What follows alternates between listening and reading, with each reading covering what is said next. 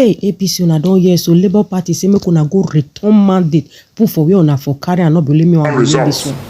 Ordinarily, they expected that we jump to the street so they can take advantage to damage our evidences and cause social unrest. But we truly beat them to that game. Ours is to remain resolute, determined, and focused towards reclaiming our mandate that was stolen, which by God's grace we must surely recover.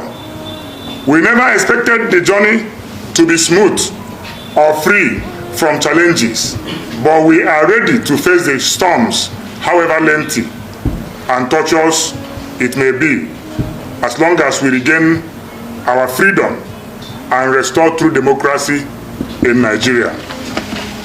On a specific note, we have an election on Saturday, 18th March 2023.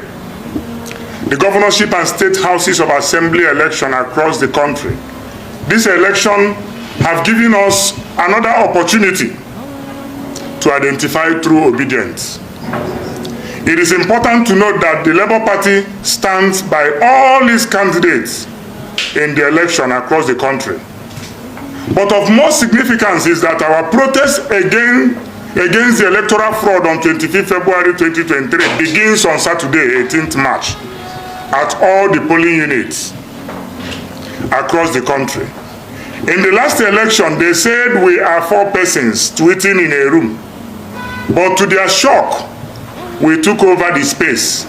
And despite all the fraud, they were able to allocate over 6 million votes to us, even when they know that obedience are more than 15 million people having PVCs to vote.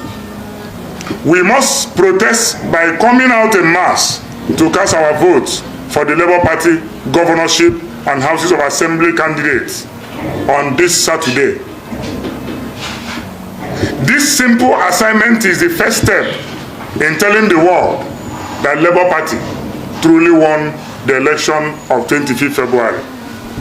Let's show opposition that we are resolute in the project of taking back our country.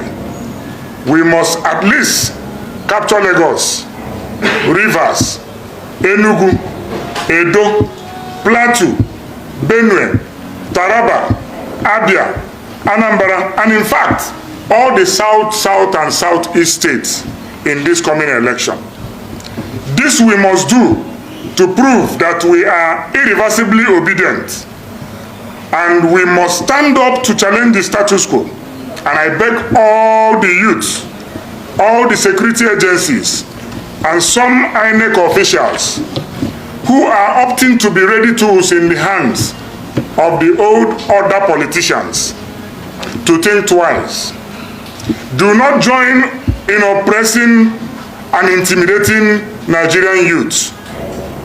Do not join, I repeat, in oppressing and intimidating Nigerian youths at the polling units across the country.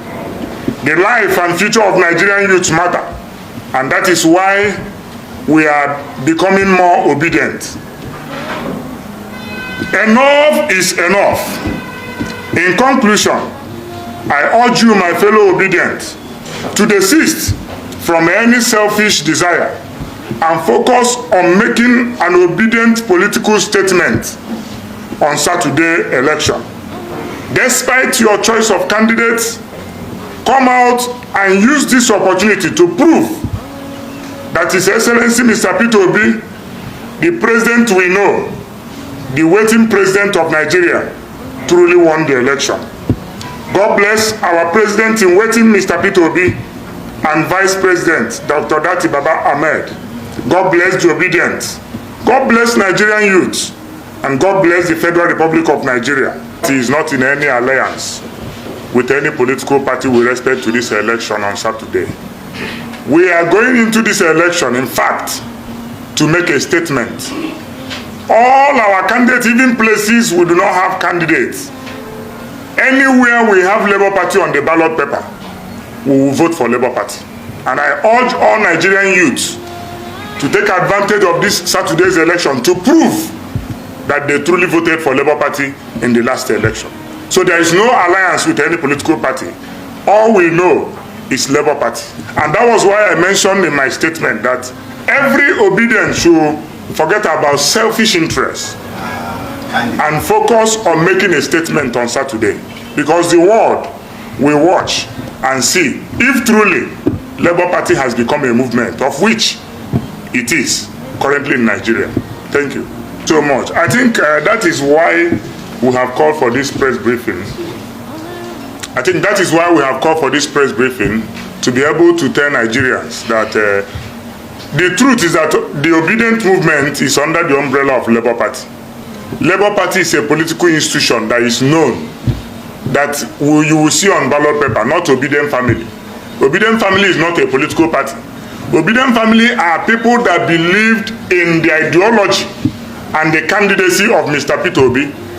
Many of them were from several political leanings and several political parties, but they believe that the time has come to take back Nigeria.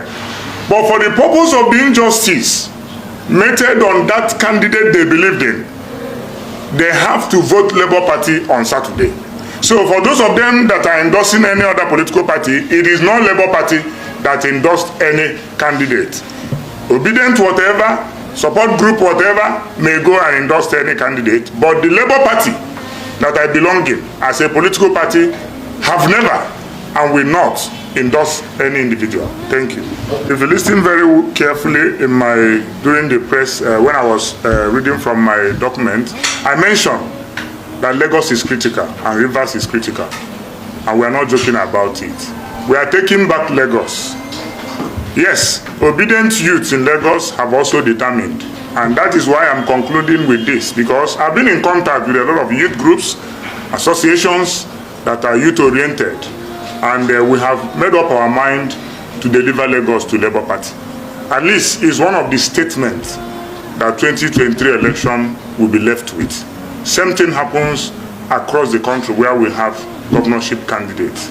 Because those of them that were cross-carpeting, like I said recently in a press conference as well, a lot of people thought that 2023 election will be like the previous elections. And that was why they didn't take Labour Party serious. They were saying that we are just 4 persons tweeting in a room. Before they could understand it, the wind have already swept them away, and that was why they resorted to the last thing, trying to rigging the election, because they saw that there was nothing else they could do. So for those of them that we are cross-carpeting, you are aware that in Nigeria we have political marketers. We don't have men and women with political ideology. We have people that wait for every 4 years to go and buy and sell in politics that will sustain them for the next 4 years. But going forward, I can assure you that this 2023 election have opened them up. Nigerians have known them. Those political party chairmen and chairpersons that does some illicit activities to defraud Nigerians, we have known them, we have noticed them, and never again shall those kind of activities be seen in our polity. And that is why we are challenging the rascality that happened on 25th. Nigeria cannot remain like that, because the future and the life of Nigerian youth is at stake, and we cannot let it continue. So those of them that have perpetually engaged in political marketing, this 2023 election is their end. It is no longer lucrative. Thank you so much. Okay.